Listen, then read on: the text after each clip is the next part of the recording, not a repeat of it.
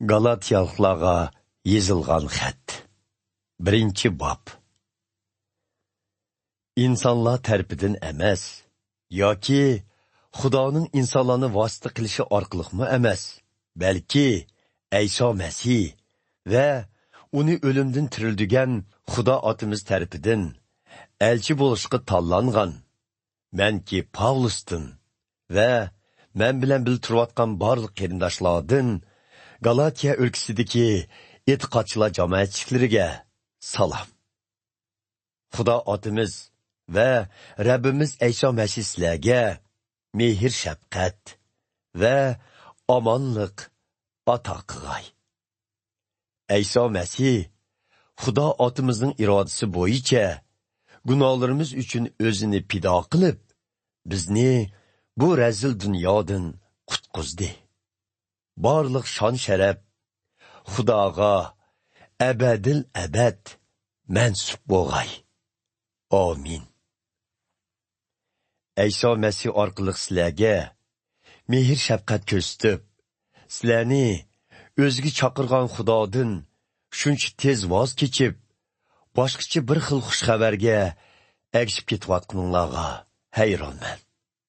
Amaliyotda ergashganinglar haqiqiy xushxabar emas, balki ba'zi odamlarning sizlarni qoymoqtirib etqonlaridir.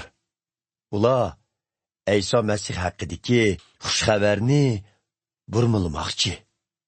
Lekin mayli orimizdagi biraylan bo'lsin, yoki arshdan tushgan farishta bo'lsin, biz sizlarga yetkazgan xushxabarga o'xshamaydigan boshqa bir xushxabarni yetkazsa, uningga la'nat yog'sin. Burun etqonlarimizni yana takrorlaymizki, kim sizlarga qabul qilinglarga o'xshamaydigan boshqacha bir xil xushxabarni yetkazsa, uningga la'nat yog'sin. Mening bundoq deyishim insonlarni xursand qilish uchunmi? Yo'q. Mening bundoq deyishim Xudoni xursand qilish uchundir. Agar men insonlarni xursand qilishni istagan bo'lsam, İsa Masihning sodiq xizmatkori bo'lmagan bo'lardim. Qarindoshlarim, men yetkazgan bu xushxabarning kishilar tarafidan to'qib chiqarilmaganligini bilishinglarni umid qilaman. Men bu xushxabarni insondan qabul qilganim yoki biror kishidan o'rganganim yo'q. Balki İsa Masih bu xushxabarni menga vahiy orqali yetkazgan. Sizlar mening ilgari Yahudi diniga e'tiqod qilgan vaqtimda qanday hayot kechirganligimni anglagan edinglar. Men u chaqda Xudoga mansub bo'lgan e'tiqodchilar jamoatchiligiga ashaddiy ziyonkashlik qilgan va ularni yo'qotib etishga tirishgan edim.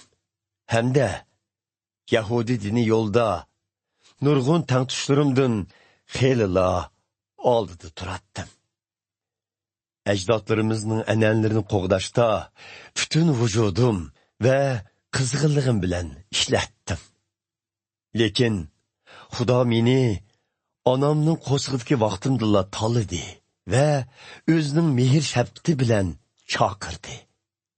U mening o'z o'g'li İsa Masih to'g'risidagi xushxabarni Yahudi emaslarga yetkazishim uchun İsa Masihni menga oshkorlashni xohladi. Xudo uni menga oshkorlagan chaqda men bu ish to'g'riligi hech qanday kishiga maslahat solmadim. Hamda Yerusalimdagi mendan ilgari elchi bo'lganlarning yeniga bormay, uddul Arabistonga otlandim. Keyin Damashq shahriga qaytib keldim. 3 yildan keyin elchi Petrus bilan ko'rishish uchun Yerusalimga bordim va uning yanida 15 kun turdim. Bu jarayonda elchilardan faqat Petrus va Rabbimiz İsa'ning insi Yaqub bilan ko'rishdim. Elchilardan boshqa birərsini kömüdüm. Xudo guvoh bo'lsin ki, sizlarga yezayotganlarim yolg'on emas. Keyin Suriya va Kilikiya o'lkariga bordim. U chog'da Yahudiya o'lkasidagi Ayso Masihga mansub bo'lgan e'tiqodchilar jamoatchiliklari shaxsan meni tonimaydi. Ular faqat boshqalarning burun bizga ziyonkashlik qilgan odam endi bo'lsa o'zi yo'qotmoqchi bo'lgan e'tiqodni taqtivyotidi deganligini anglagan edi. Shunga ular menda bo'lgan bu o'zgarishlar sababidan Xudoni texmu ulug'ladi. 2 bob. 14 yildan keyin men Barnaba bilan billa yana Yerusalimga bordim. Titusnimi billa elib oldim. Men u yerga Xudodan kelgan vahiyga binoan borgan edim. U yerda men e'tiqodchilar jamoatchiligining yetakchilari bilan ayrim so'zlashib, o'zim Yahudi emaslar orasida taqtib kelayotgan xushxabarning mazmunining ularnikiga o'xshash ekanligini tushuntirdim. Bunda qilishim burunqi yoki kelgusidagi xizmatlarimning bekor bo'lib ketmasligi uchun edi. Natijada ular e'tiqodlarimdan rozi bo'ldi. Hatto men bilan birga bo'lgan Titus Yahudi bo'lmasimu, ular uni xatni qildirishga majburlamadi.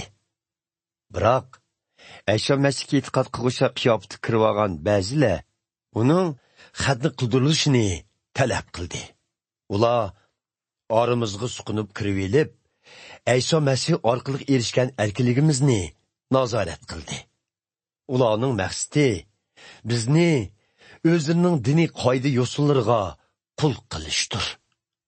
Lekin xushxabar haqiqatining oranglarda saqlanishi uchun biz ularga qilchimu yo'l qo'ymadik. E'tiqodchilar jamoatchiligida muhim deb qaralganlar ularning martabasining qandoq bo'lishi menga muhim emas. Chunki Xudo hamma odamga teng qaraydi. Men yetkazgan xushxabarga yana mazmun qo'shish kerak demidi. Dal aksicha, ular Xudoning Petrusga Yahudilarga xushxabar yetkazish vazifasini topshirganidek, mengamu Yahudi emaslarga bu xushxabarni yetkazishni topshirganligini tonib yetdi. Petrusning Yahudilarga elchi bo'lishiga kuch-qudrat ato qilgan Xudo mening Yahudi emaslarga elchi bo'lishimga kuch-qudrat ato qildi. Jamoatchilikning turiga hisoblangan Yaqub, Petrus va Yuhannalar bu vazifaning Xudoning menga qilgan iltifoti ekanligini tonib yetganida, ular meni va Barnabani qabul qilib, hamkorlashganligini bildirdi. Buning bilan Yahudi emaslar orasida biz xizmat qiladigan, Yahudilar orasida bo'lsa ular xizmat qiladigan bo'lib kelishdik. Ular faqat bizdan o'zlarining orasidagi kambag'al e'tiqodchilarning holidan xabar olishni esimizdan chiqarmasligimizni talab qildi. Menmu aslida dal shunday qilishga tirishib kelyotdim. Biroq keyin Petrus Antakiya shahriga kelganda, uning o'tkazgan xatoligi tufaylidan men uni 100 turona ayıpladım. Yaqubning qishidan ba'zi odamlar kelishdan burun Petrus Yahudi emas e'tiqodchilar bilan doim hamdastxon bo'lib turadi. Lekin bu odamlar kelgandan keyin Petrus Yahudi emaslardan o'zini tortib, ular bilan hamdastxon bo'lmaydigan bo'ldi. Chunki u Yahudi emaslarmi xatni qilinish kerak deb o'ylaydigan bu Yahudi qiyindoshlarning ayblishidan qo'rqqan edi. Shuning bilan boshqa Yahudi e'tiqodchilarmi uningga o'xshash soxtipazlik qilishdi. Hatto Barnabami ta'sirga uchrab, ularning soxtipazligiga sherik bo'ldi. Mən ularning xushxabarning haqiqati bo'yicha ish qilmaganligini ko'rib, hammanglarning oldida Petrusqa: "Sen Yahudi bo'lsangmi, biroq Hazrati Aysoga e'tiqod qilgandan beri Yahudilarning odatlari bo'yicha yashimay, balki Yahudi emaslardek yashab kelding. Shundoq turuqliq. Yana nemishqa Yahudi emas e'tiqodchilardan Yahudilarning odatlari bo'yicha yashashni talab qilasan?" dedim. Biz ikkimiz tug'ilishimizdilla Yahudiymiz. Gunohkor deb qaralgan Yahudi emaslardan emasmiz. Lekin biz insonlarning Tavrat qonuniga amal qilish orqali emas, balki Ayso Masihga e'tiqod qilish orqali haqqoniy odam deb jaqarlanganligini bilamiz. Shu sababdan biz Yahudiylarmi Ayso Masihga e'tiqod qildik. Hech kim Tavrat qonuniga amal qilish orqali haqqoniy odam deb jaqarlana olmaydi. Biz Ayso Masihga e'tiqod qilish orqali o'zimizningmi Yahudi emaslarga o'xshashla gunohkor ekanligimizni tonib yetdik. Undaqda Ayso Masih bizni gunoh yo'liga boshladi desak bo'lamdi? Yo'q. Hargiz bundaq degili bo'lmaydi. Meni qutqizishga erishtirolmaydigan Tavrat qonunidan umidimni uzgan turuqliq. Keyin uningga qayta esilvasam, bu chaqda men o'zimni gunohkor ekanligimni isbotlagan bo'lmamdiman. Men Tavrat qonuniga amal qilolmaganligimdan qonunga nisbatan o'lgan deb hisoblandim. Buningdan maqsad Xudo uchun yashashdir. Men Ayso Masih bilan billa krestga mixlandim. Hozir mening tilimda yashayotgan men emas, balki Ayso Masihdir. Meni söygan va men uchun o'zini pido qilgan Xudoning o'g'li bo'lgan e'tiqodim bilan yashayman. Men Xudoning insonlarni qutqizish uchun ko'rsatgan mehr shafqatini ahamiyatsiz deb qaraydiganlardan emasman. Agar bir odam Tavrat qonuniga amal qilish orqali haqqoniy odam deb jaqarlanadigan bo'lsa, u chaqda Ayso Masihning kristga mixlanishi ahamiyatsiz bo'lib qoladi. 3-bob. Hey nodon Galatiyaliklar, sizlar qandoqlarcha eziqtirilib, boshqalarning domiga tushib ketdinglar. Ayso Masihning kristga mixlanganligi xuddi ko'z oldinglarda yuz bergandek aniq yetkazilgan-ku. Sizlardan shuni so'ramoqchimanki, muqaddas ruh sizlarga Tavrat qonuniga amal qilganliginglar uchun ato qilindimi? Yo'q. Sizlar xushxabarni anglab, Ayso Masihga e'tiqod qilganliginglar uchun muqaddas ruh sizlarga ato qilingan. Sizlar shuncha nodonmi? Muqaddas ruh hayotinglarda boshlagan ishni sizlar o'z kuch-qudratingizga tayinib tamomlamoqchi bo'layotamsizlar. Undaqda sizlarning xushxabar yo'lda tatgan azob oqibatlaringlarning hammasi bekor ketarmi?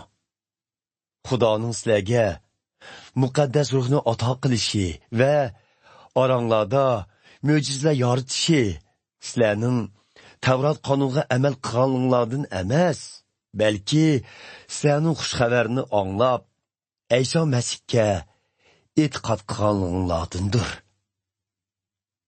Muqaddas yozmalarda İbrahim Xudoning so'zlariga ishondi.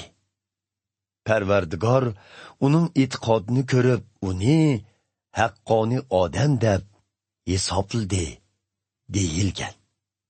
Shuning uchun shuni bilishinglar kerakki, faqat Xudoga e'tiqod qiluvchilar İbrahimning haqiqiy avlodlaridir. Muqaddas yozmalarda Xudoning Yahudi emaslarning o'ziga e'tiqod qilishi sababidan ularni haqqoniy odam deb jakarlaydiganligi oldin deyilgan. Xudo İbrahimga, hamma millatlarga sen orqali baxt ato qilaman deb bu xushxabar to'g'riliq oldin aytgan. Shuning uchun Ayso Masihga e'tiqod qilganlar Xudoga e'tiqod qilgan İbrahimga o'xshash baxt topidi. Tavrat qonuniga amal qilish bilan haqqoniy odam deb jakarlanaman deydiganlarning hammasi la'natga qoldi. Muqaddas yozimlarda mundaq yozilgan: Tavrat qonunida yozilgan hamma amrlarga to'liq amal qilmagan kishi la'natga qoladi. Ro'shanki, hech kim Xudoning oldida qonunga amal qilish bilan haqqoniy odam deb jakarlana olmaydi. Muqaddas yozimlarda odam e'tiqod bilan haqqoniy odam deb jakarlanib, hayotlikqa erishdi deb yozilgan. Bu e'tiqod yo'li Tavrat qonuniga amal qilish yo'li bilan butunlay o'xshamaydi. Tavrat qonuniga amal qilish yo'li xuddi muqaddas yozmalarda Tavrat qonunining amrlariga to'liq amal qilganlar shu qonunga tayinib hayotlikqa erishdi deb yozilganiga o'xshashdir. Holbuki Ayso Masih bizni Tavrat qonuniga to'liq amal qilolmaganligimizdan paydo bo'lgan la'natdan qutuldirib kelib, u la'natni o'z ustiga oldi. Bu haqda muqaddas yozmalarda yog'ochga esilgan kishi la'natga qolgan kishidir deb yozilgan. Ayso Masihning kristga mixlanib qurbon bo'lishi orqali Yahudi emaslarmi İbrahimga va'da qilingan baxtdan tang bahramand bo'la oladi. Shundaqla ular biz bilan billa Xudo va'da qilgan muqaddas ruhni e'tiqod bilan qabul qila oladi. Qarindoshlar, kundalik turmushdan bir misol ko'rsatay. İki taraf o'tirsida imzolangan ahdnomani hech kim yo'qqa chiqarib etolmaydi yoki uningga biror narsami qo'sholmaydi. Shuningdek, Xudo İbrahim va uning avlodi bilan tuzgan ahdini hech kim o'zgartirolmaydi. Xudoning İbrahimga bergan bu va'dasidiki, sening avlodingga degan so'z nurg'un kishini emas, yolg'iz birsini, ya'ni Ayso Masihni ko'rsatdi. Shuni demoqchimanki, Xudoning İbrahim bilan oldin tuzgan bu ahdisini 430 yildan keyin tushirilgan Tavrat qonunimi amaldan qoldira olmaydi. Demak, Tavrat qonuni Xudoning bu va'dasini bekor qila olmaydi. Chunki Xudo va'da qilgan mirosga qonunga amal qilish orqali erishgili bo'lsa, undaqda bu miros Xudoning va'dasidan kamigan bo'ladi. Biroq Xudo bu mirosni o'z va'dasiga binoan İbrahimga ato qilgan. Undaqda Tavrat qonunini tushirishdiki maqsad nima? U bo'lsa-mu Xudo avatga va'da qilgan İbrahimning avlodi, ya'ni Ayso Masih kelgucha gunohning nima ekanligini ko'rsatib berishdir. Tavrat qonuni farishtalar orqali Musa payg'ambarning vositasi bilan kishilarga tushirilgan. Ikki odam kelishim tuzganda bir vositasi bo'lish kerak. Lekin Xudo o'z ahdisini İbrahimga berganda uni vositasiz bergan. Undaqda Tavrat qonuni Xudoning va'dasiga zidmi? Yo'q, hargiz undaq emas. Agar bu qonun insonlarni hayotlikqa erishtiradigan bo'lsa, u chaqda insonlar qonunga amal qilish orqali haqqoniy odam bo'lalaydi. Halbuki, muqaddas yozmalar butkul insonlarning gunohning ilkida yashaydiganligini ko'rsatdi. Buningdagi maqsad Ayso Masihga bo'lgan e'tiqod orqali erishilgan bu va'dining uningga e'tiqod qilganlarga berilishidir. Bu e'tiqod yo'li oshkora bo'g'icha qonun bizni qo'g'dash yuzasidan qamab qo'ygan edi. Boshqacha aytganda, Tavrat qonuni tarbiyalaguchimiz bo'lib, bizni Ayso Masihga e'tiqod qilishga yetakladi. Buningdagi maqsad bizning e'tiqod orqali haqqoniy odam deb jakarlanishimizdir.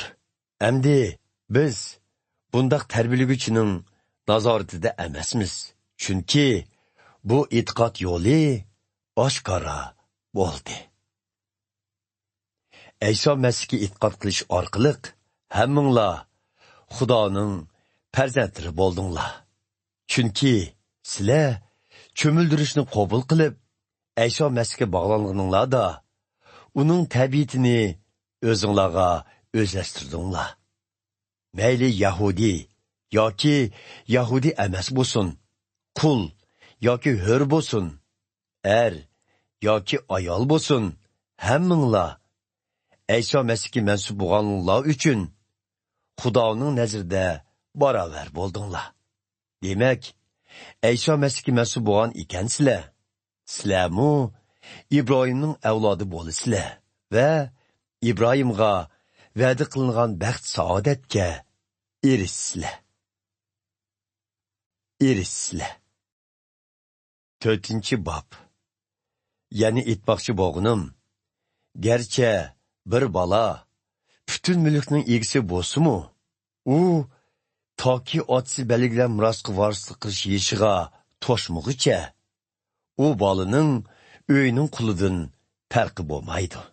Chunki u yanıla g'o'jdor va bolaga qarg'uvchilarning boshqarishida bo'ladi. Shuningga o'xshash, bizmi go'dak vaqtimizda, ya'ni Ayso Masihga e'tiqod qilishdan burun bu dunyodagi yomon ruhiy kuchlarga qul bo'lgan edik. Lekin Xudo o'zi belgilagan vaqt yetib kelganda o'z o'g'lini bu dunyoga avatdi.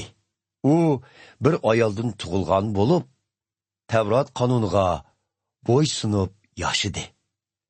Buningdagi maqsad Xudo Tavrat qonuniga qul bo'lgan bizlarni badal to'lab, hurlikka chiqarib, bizni o'zining farzandi qilishdir.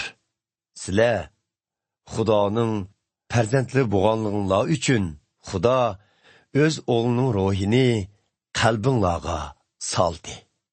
Bu ruh sizlarni Xudoni "Ey söyümlük ata" deb chaqirtidi. Shuning uchun endi sizlar qul emas, balki Xudoning farzandlarisizlar. Xudoning farzandlari bo'lgan ekansizlar. Xudoning va'da qilganlarga mirosxo'r bo'lasizlar.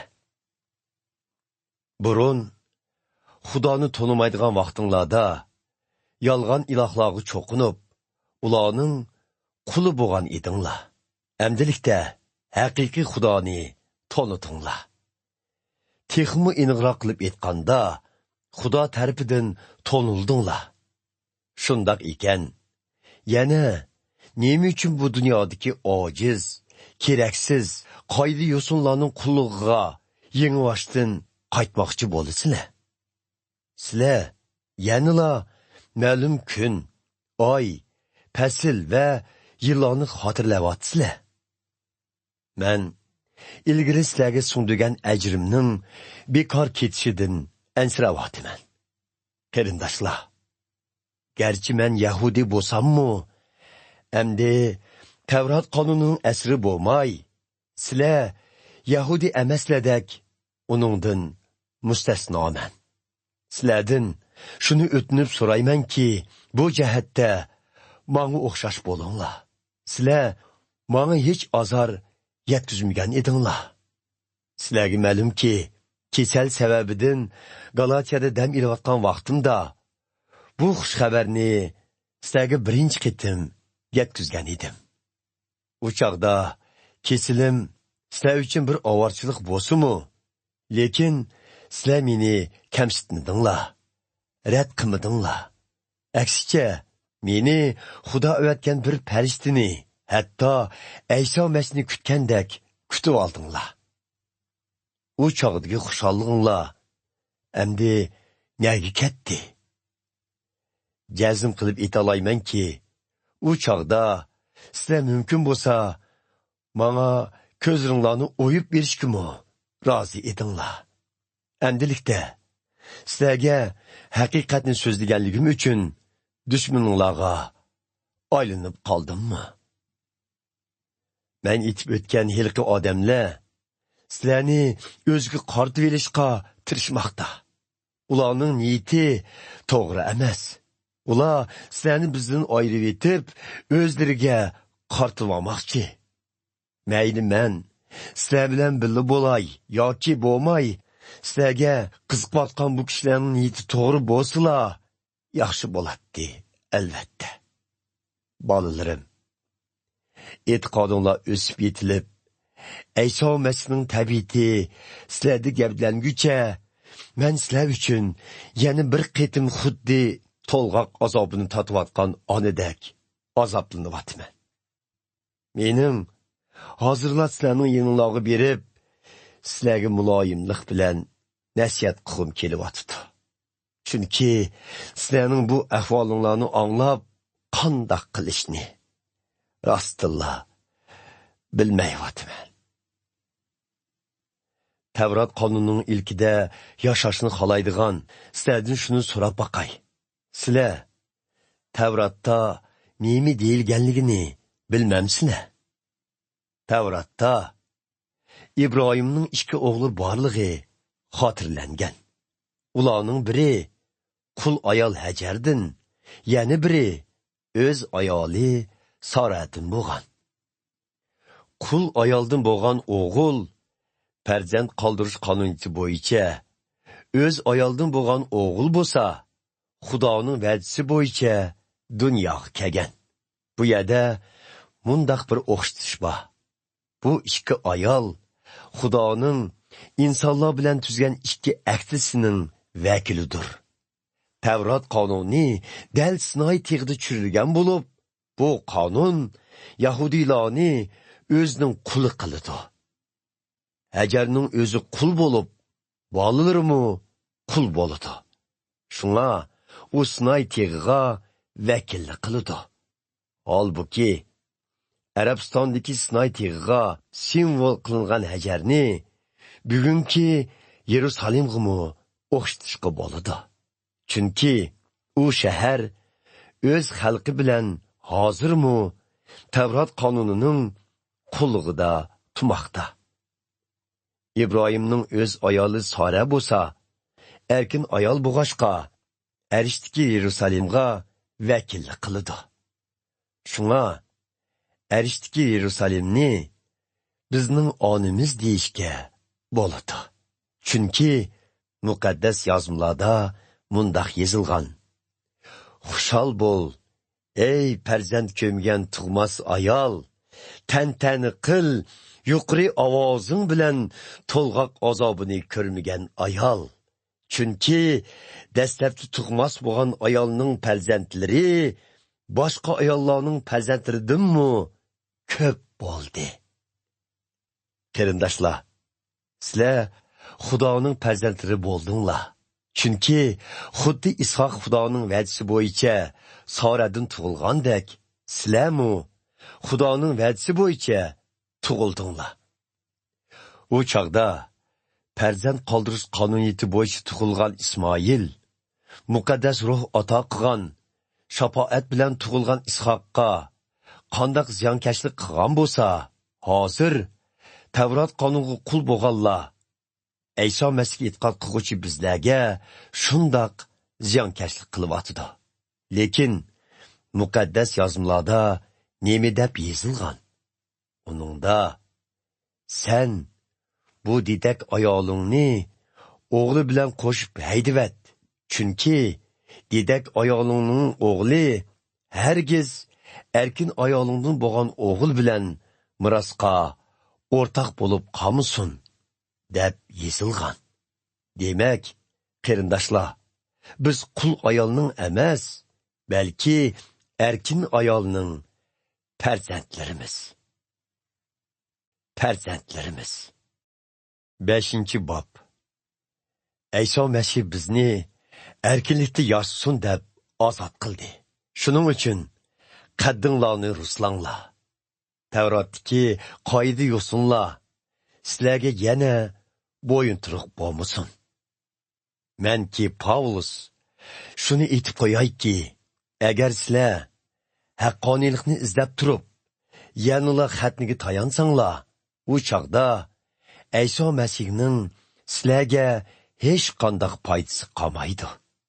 Men xatniga tayanmoqchi bo'lganlarni yana bir qitim ogohlantirmanki, agar sizlar xatni qabul qilsanglar, Tavratdagi bütün qoida yo'sinlarga to'liq bo'ysunishinglar kerak. Sizlar bularga bo'ysunishga tayinib, haqqoniy odam deb jakarlanishga tirishsanglar, u chaqda sizlar İsa Mesihdan ayrilib qolasizlar. Shundaqla Xudoning mehr shafqatini rad qilgan bo'lasizlar. Lekin e'tiqod orqali haqqoniy odam deb jakarlangan bizlar bo'lsak, muqaddas ruhga tayinib, Xudoning bizga va'da qilgan baxt saodatlarini intizorlik bilan kutmoqdamiz. Biz İsa Mesihga mansub bo'lganligimiz uchun xatni qilish yoki qilmaslik muhim emas. Faqat mehr muhabbat orqali ifodalangan e'tiqodlar muhim deb qaraymiz. Sizlar e'tiqod yo'lida olg'a besayotgan edinglar. Biroq kim sizlarning haqiqatga itoat qilishinglarga to'solg'i bo'ldi? U albatta sizlarni o'ziga chaqirgan Xudo emas. Esinglarda bo'lsinki, kichikkina xemir turuch bütün xemirni bo'ldig'inidek, bir odamning xato ta'limi nurg'un odamni ostirdi. Sizlarmi bu ishda menga o'xshash o'ylaydigan bo'lisizlar deb Xudoga bo'lgan e'tiqodim bilan ishinaman. Sizlarni quturtayotgan kim bo'lishidan qat'iy nazar, u cho'qim Xudoning jazosini totidi. Qarindoshlar, agar men ular aytgandek xatni qilish kerak deb davomli ta'lim berib yurgan bo'lsam, undaqda men bugungi kunda yana nima uchun Yahudilarning ziyonkashligiga uchrayman? Agar shundoq qilgan bo'lsam, u chog'da qutqizilish faqat İsa Mesihning kristdagi qurbonligidanla keladi demagan bo'lardim. Ham ularning g'azabini qo'zmagan bo'lardim. Sizlarni quturatgan bu odamlar o'zlarini oqti qilib etsin. Qarindoshlar, sizlar erkinlikka chaqirildinglar. Lekin bu erkinliginglar gunohkor tabiatinglarning orzularini qondirishning bahonasi bo'lib qolmasin. Aksicha, buni bir-biringlarga mehr muhabbat bilan xizmat qilishning fursati deb bilinglar. Chunki bütün Tavrat qonuni qo'shningni o'zingni so'ygandek so'y degan amirga yig'inchoqlangan. Lekin faqat bo'linglarki, bir-biringlarni tishlab tortib yursanglar, o'zinglarni vayron qilsizlar. Shuni demoqchimanki, muqaddas ruhning yetakchiligida yashanglar. Shu chaqda gunohkor tabiatinglarning orzu-havaslariga yo'l qo'ymaysizlar.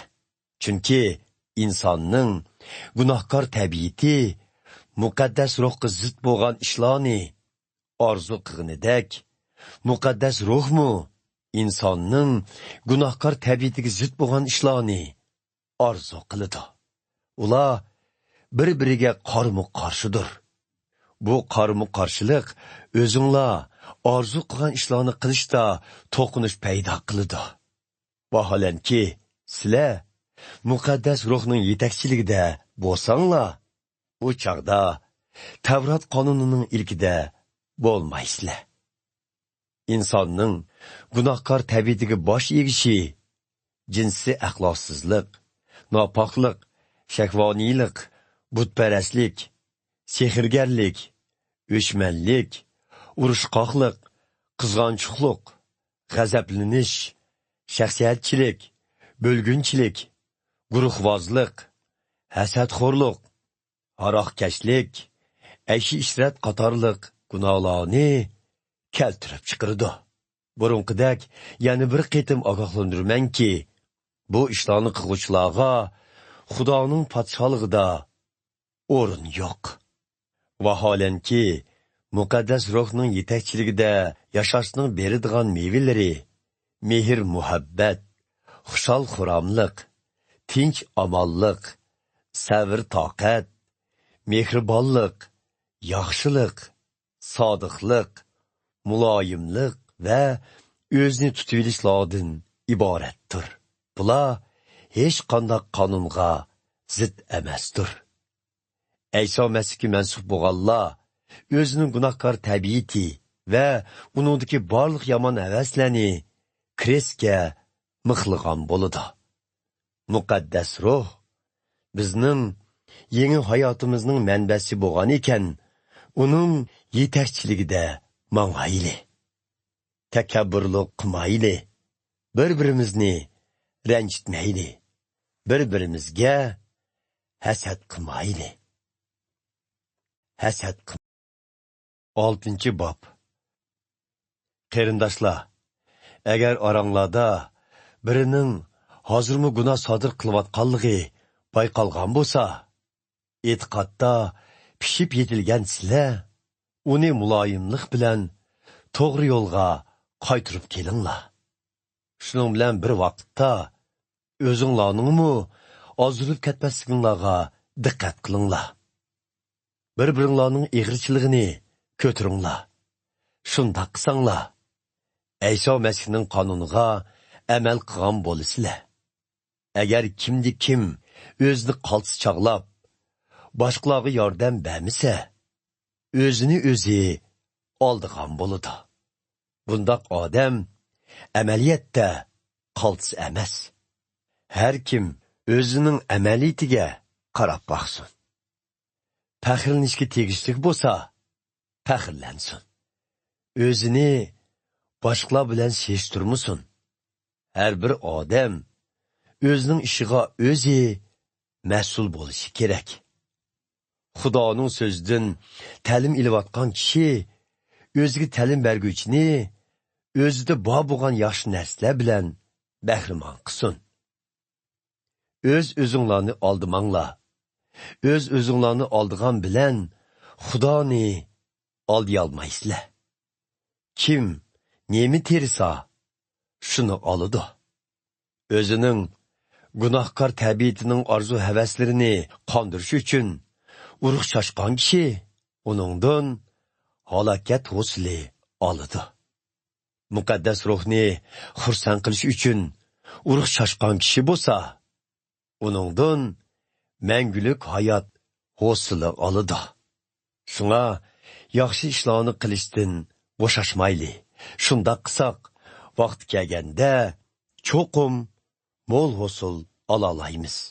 Shuning uchun fursat bo'lsa, boshqalarga, bo'libmi e'tiqodchi qarindoshlarimizga yaxshi ishlarni qilib berayli. Qaranglar, tövendiki bu qurlarni o'z qo'limda alohida cho'ng xatlar bilan yezib otaman. Yahudilarning maqtishiga xushtor kishilar sizlarni xatni qildirishga zo'rlaydi. Ular qutqizilish faqat Ayso Masihning Kristi qurbon bo'lganligidanla keladi desa, Yahudilarning ziyonkashligiga uchraydi. Amaliyotda bundaq kishilarning o'zlari Tavrat qonuniga to'liq amal qilmaydi.